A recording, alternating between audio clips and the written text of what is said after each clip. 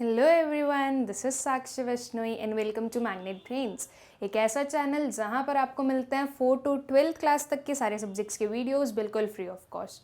So students, अब हम क्या पढ़ने वाले हैं? अब हम पढ़ेंगे limitations of graphical presentation. Okay, अभी तक ग्राफिकल प्रेजेंटेशन का क्या मतलब होता है, ग्राफिकल प्रेजेंटेशन किस किस टाइप से हम प्रेजेंट कर सकते हैं, किस किस टाइप की होती है, वो सब कुछ हम पढ़ चुके हैं। ठीक है, अब हम इसके कुछ लिमिटेशंस देखते हैं और इसके साथ में क्या हो जाएगा भाई, हमारा जो थ्योरी पार्ट है ग्राफिकल प्रेजेंटेशन का, ठीक है, वो कंप्लीट हो जाएगा। ओके, इसके बाद में हम कुछ प्रैक्टिकल्स करेंगे उससे रिलेटेड और जो हमारा पूरा टॉपिक है ग्राफिकल प्रेजेंटेशन वो कंप्लीट हो जाएगा। ठीक है, तो चलिए स्टार्ट करते हैं इसके लिमिटेशंस के साथ में। ओके, तो इसका जो पहला लिमिटेशन है स्टूडेंट्स, वो क्या है भाई? Limited application.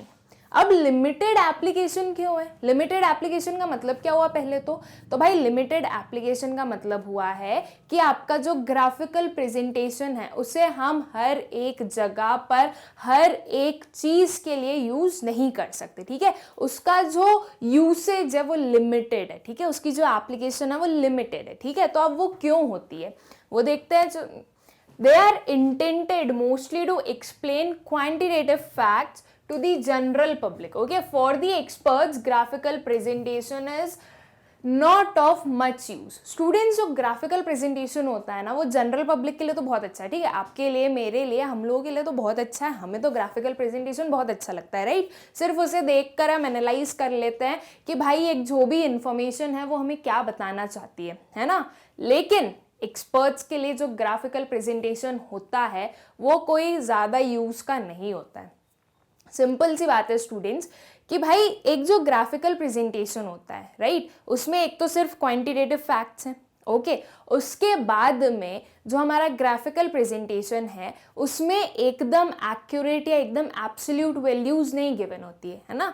हमें वो एक एक चीज़ देखनी पड़ती है और थोड़ा बहुत हो सकता है कि उतनी एक्यूरेसी ना हो, तो जो हमारे एक्सपर्ट्स होते हैं वो ज़्यादा यूज़ नहीं करते हमारे ग्राफिकल प्रेजेंटेशन को। ठीक है, क्योंकि एक्सपर्ट्स को क्या नीड होती है भाई? एक्सपर्ट्स को चाहिए एकदम एग्जैक्ट इन्फॉर्मेशन। ठीक है, थोड़ा सा भी इधर उधर नहीं, थोड़ी सी भी उसमें मिस्टेक नहीं होनी चाहिए, ऐसी इंफॉर्मेशन चाहिए होती है हमारे एक्सपर्ट्स को। ठीक है, तो जो ग्राफिकल प्रेजेंटेशन होता है उसका लिमिटेड एप्लीकेशन है बिकॉज उसे एक्सपर्ट्स ज़्यादा यूज़ नहीं करते या एक्सपर्ट्स के ज़्यादा काम नहीं आता वो। ठीक है, हमारे लिए तो ग्राफिकल प्रेजेंटेशन बहुत अच्छा है, हमें तो बहुत अच्छा लगता है भाई उसमें से कोई भी इंफॉर्मेशन को एनालाइज करना या उसके थ्रू किसी भी इंफॉर्मेशन को समझना। ठीक है, देन जो सेकेंड है स्टूडेंट्स, वो क्या है भाई? Misuse is possible.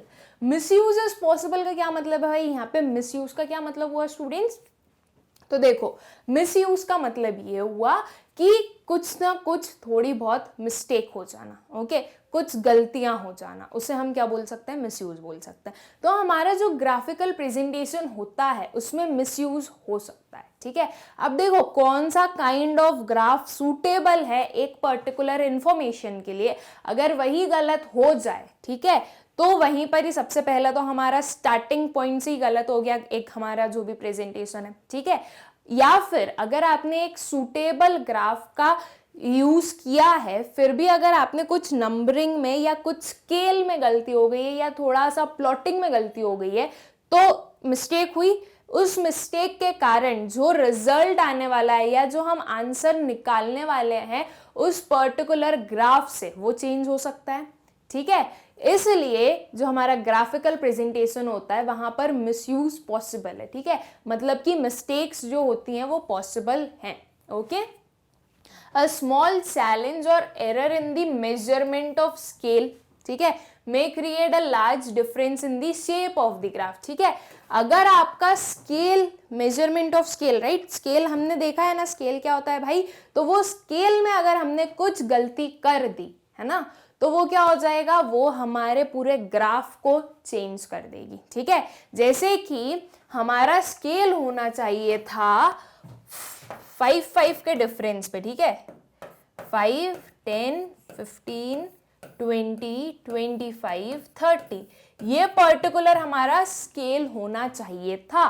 लेकिन हमने क्या स्केल ले लिया स्टूडेंट्स? हमने स्केल ले लिया 10, 20, 30, 40, ये पर्टिकुलर हमने स्केल ले लिया, ठीक है। अब देखो डिफरेंस तो थोड़ा सा ही है ना, सिर्फ 5 यूनिट्स का डिफरेंस है। अगर हम देखें तो 5 यूनिट्स तो कम ही होते हैं, है ना, लेकिन वो जो 5 यूनिट्स का डिफरेंस है वो आपका जो ग्राफ का शेप होने वाला है, ओके, उसे बहुत ज्यादा चेंज कर देगा, ठीक है।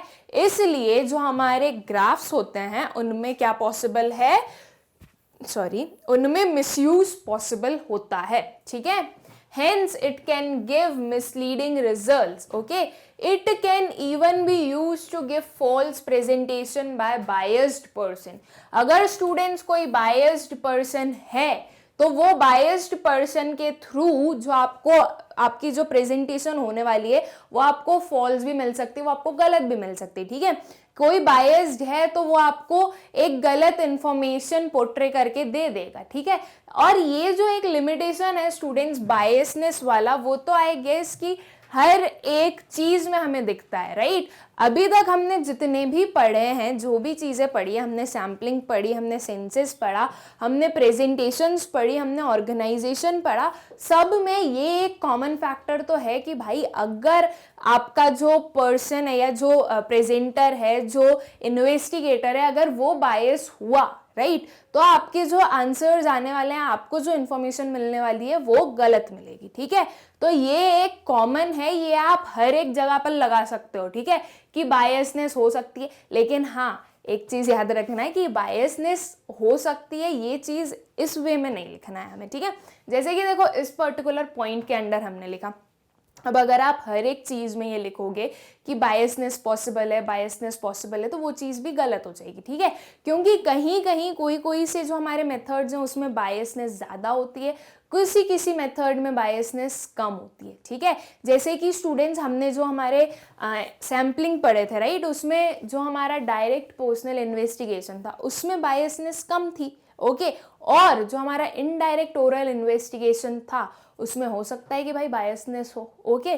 तो वो डिपेंड करता है कि भाई कौन से मेथड में ज़्यादा बायसनेस हो, कौन से मेथड में नहीं है।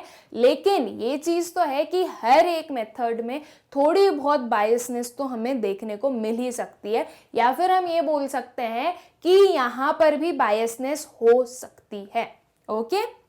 देन इसका जो नेक्स्ट हमारा लिमिटेशन है वो अगर मैं देखूं तो वो क्या है स्टूडेंट, सब्जेक्टिव, ठीक है।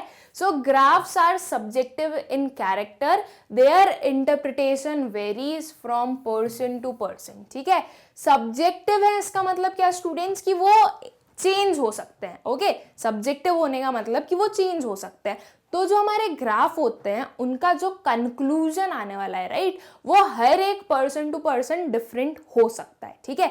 किसी का एक कंक्लूजन होगा भाई, जैसे कि देखो एक हम टाइम सीरीज ग्राफ देखते हैं, ठीक है। टाइम सीरीज ग्राफ्स जो होते हैं स्टूडेंट्स वो हमें फ्यूचर को प्रिडिक्ट करने में हेल्प करते हैं, ओके, कि भाई इस पर्टिकुलर टाइम पीरियड में ये हमारी जो बोल सकते हैं हमारी जो कंडीशंस थी वो ये थी, या ऐसी फिनोमिनास थे, तो हमारा जो ग्राफ था वो ऐसे रिएक्ट कर रहा था, तो अब इन फ्यूचर वो कैसे रिएक्ट करेगा, ठीक है। तो मान लीजिए ये है भाई मेरे सेल्स का ग्राफ, ठीक है, एक कोई कंपनी है ए, उसका सेल्स का ग्राफ है, ठीक है। अब उसी के दो जो इम्पोर्टेंट पोर्शन है, मान लीजिए दो हमारे मैनेजर्स हैं, ठीक है, उन्होंने क्या किया, एक ग्राफ को स्टडी करना है उन्हें, ठीक है। तो ये पर्टिकुलर कुछ ग्राफ है, ओके। अब इस पर्टिकुलर ग्राफ से स्टूडेंट हो सकता है ना कि दो मैनेजर्स हैं, ठीक है। अब वो मैनेजर क्या बोल सकता है भाई, एक मैनेजर बोल सकता है कि देखो पहले ये इंक्रीज हुआ, फिर डिक्रीज हुआ, फिर स्लाइटली इंक्रीज हुआ है, और फिर बहुत ज्यादा डिक्रीज हो गई सेल्स, ठीक है। फिर बहुत स्लाइटली इंक्रीज, स्लाइटली डिक्रीज, और फिर एकदम से इंक्रीज हो गई, ठीक है। फिर डिक्रीज हुई है। अब जो हमारा मैनेजर नंबर ए है, ओके, जो मैनेजर ए है वो हमें बोल रहे हैं कि अब जो है ना, अब आप देखिएगा कि अब आपका जो ये है ग्राफ वो इंक्रीज होगा, ओके, वो काफी ऊपर जाएगा, ठीक है। और जो हमारे मैनेजर बी हैं, मैनेजर बी हमें बोल रहे हैं कि नहीं, ये देखना अभी एक बार और पहले तो आएंगे क्या, डाउन साइड आने वाले हैं, ठीक है, और फिर ये ऊपर जाकर और ऐसे आएंगे, ठीक है। तो अब देखो भाई, हमारे जो दो मैनेजर्स हैं दोनों ने अलग अलग इंटरप्रिटेशन किया कि नहीं ये पर्टिकुलर होगा आपका फ्यूचर प्रिडिक्शन या फिर कुछ और होगा, ठीक है। तो ये क्या बता रहा है कि भाई जो हमारे ग्राफ्स होते हैं वो सब्जेक्टिव होते हैं, ठीक है। वो मैनेजर ए और मैनेजर बी दोनों के लिए डिफरेंट कंक्लूजन्स ड्रॉ हो रहे हैं उसमें से, राइट। तो यही चीज है कि अब इसमें से कौन सी चीज सही है भाई, कौन सा कंक्लूजन सही है, क्या अब डायरेक्ट हमारी सेल्स इंक्रीज होने वाली है या फिर क्या अभी और डिक्रीज होकर फिर इंक्रीज होगी, ठीक है।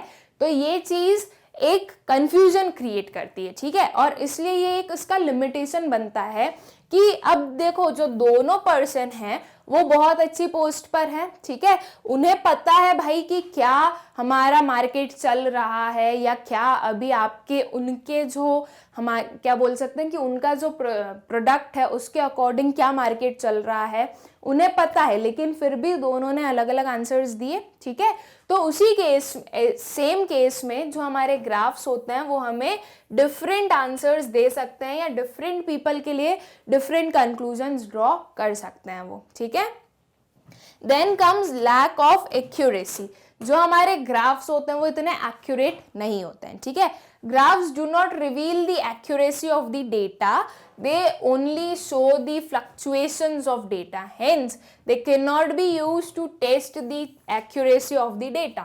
हमारे जो ग्राफ होते हैं स्टूडेंट्स वो जो डेटा है हमारा, राइट, उस डेटा की एक्यूरेसी को चेक नहीं करते, ठीक है। जो भी डेटा है उसमें क्या फ्लक्चुएशंस आ रहे हैं, ओके, वो फ्लक्चुएशन सिर्फ जो हमारे ग्राफ हैं वो शो करते हैं हमें, ठीक है।